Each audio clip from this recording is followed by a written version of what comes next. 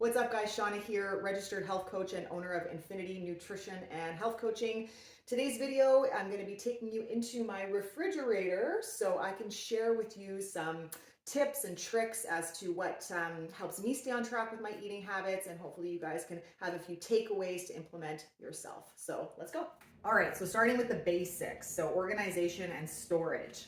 As you can see, I have a very organized fridge. This was not just for the sake of the video. I have my fridge looking like this pretty well all the time. And it's good. It's great for me because, when I open the fridge, it's very visually appealing. I have, everything is organized, very vibrant. Everything is, mostly individually portioned. So that's just helpful for me to stay on track with my food choices when I open up the fridge. The food storage piece of it is really important. I obviously have enough containers on hand. I'm trying to get away from plastic containers. I do still have some, especially just for broccoli and cauliflower, for example. I'm not warming that up in the microwave. I'm just snacking on that mostly or cooking with it. But glass containers are better for us, better for the environment as well. So that's really helpful. One other thing I'll mention about food storage is that I do have these food saver containers for mostly for produce. So if you guys have noticed, the cost of food in general, especially fruits and vegetables, have skyrocketed. I do not want to be wasting that food because it goes bad. So if I can extend the shelf life a little bit by storing it properly, then I'm going to do that for sure. And that's about it. So, make sure you have good containers on hand. Make sure you take the time to organize your fridge properly so that when you open it, you're attracted to those vibrant, nutritious options to help you stay on track. All right, next up, we're going to talk about some of my personal favorite essentials that I'm always going to have in the fridge. So I'm going to start at the bottom and work my way up because, these drawers are good for our fruits and vegetables, which I always have on hand, fruits and vegetables, especially vegetables. These are our most nutrient-dense foods we can possibly eat. We need 7 to 10 servings of them a day. In case you didn't know that, that's the facts. So make sure that you have good, vibrant foods on hand. I always have spinach for my smoothies, and I'll have other veggies depending on what I'm making. Right now I have some carrots, and one thing too, these aren't unpeeled sitting in the original bag. I've already peeled and cut these so they're ready to go. That's one tip I can provide too, is like prepping your vegetables as soon as you get home from the grocery store. Wash, cut, peel, chop, whatever you got to do. Store them so they're visible and ready to go and just really accessible, right? You're going to be much more likely to eat the foods that way if they're ready to go. So fruits and vegetables on hand. Eggs I always have. Greek yogurt, I always have. These are important protein sources if you eat animal products or dairy. So these are definite winners for me. And then egg whites. This is basically pure protein. So I'm always adding that to my eggs.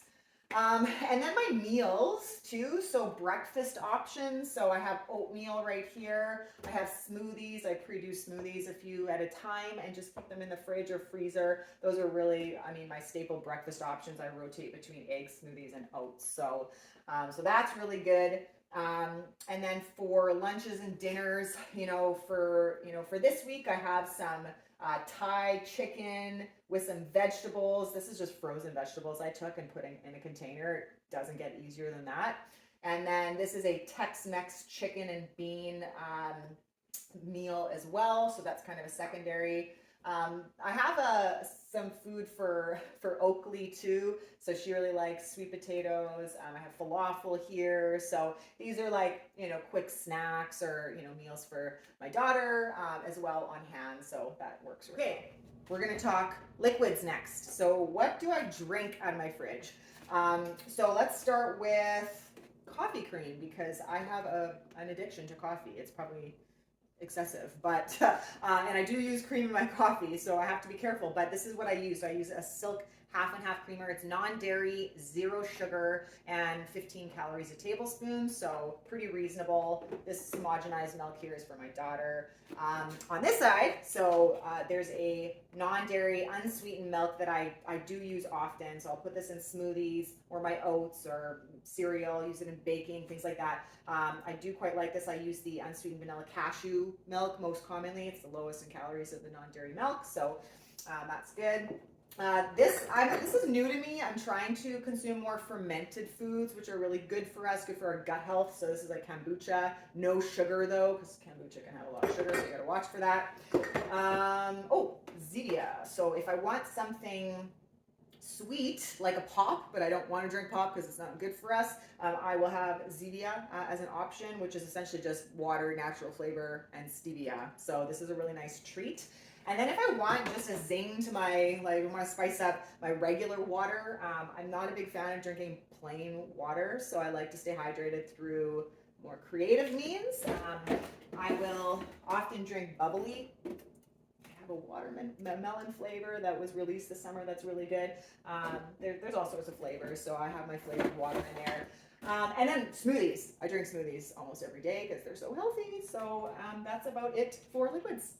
All right, let's talk condiments now. So this is where a lot of people have to watch because we get into trouble with these, heavy sauces and creams and dips and dressings and marinades and all that stuff that can pack on tons of salt and sugar and calories and saturated fat. So, my condiments are, pretty basic. I like mustard. So I have my honey Dijon mustard here. That's a staple. I do have ketchup. I love ketchup with my eggs, but always, always, always with the no sugar added.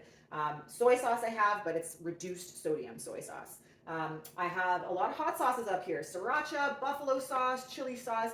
These are all 0 calories. The only thing they have is sodium, but I limit my sodium for the most part, so I'm not too worried about that. Occasionally, I will have some mayonnaise, but it's the half fat version, way less fat and calories than that. So all of my condiments, I'm very mindful of what is in it. They're not, I wouldn't consider these to be healthy options for the most part, but when I use them, I'm very mindful of what I'm using and just aware of portion control as well. Other than that, I have salsa in here. One recommendation on jam. This is a new discovery for me. The brand is Healthy Crunch. I find jams are really hard to find that aren't completely loaded with added sugar. So this chia jam I found is really good. Again, it's Healthy Crunch. So I have like 3 different flavors up here, which is good. And that's basically it. A lot of what goes into flavoring my food is dried herbs, spices, things like that. That can really pack a punch without getting too saucy. So, all right, guys, so that's a look into my fridge. The big takeaways today is, keep things organized, have appropriate food storage on hand, don't drink your calories, be mindful of your condiments, have fruits and vegetables and good protein sources on hand, and do your meal prep. Hope you enjoyed. For more information about our services, visit winnipeghealthcoaching.com.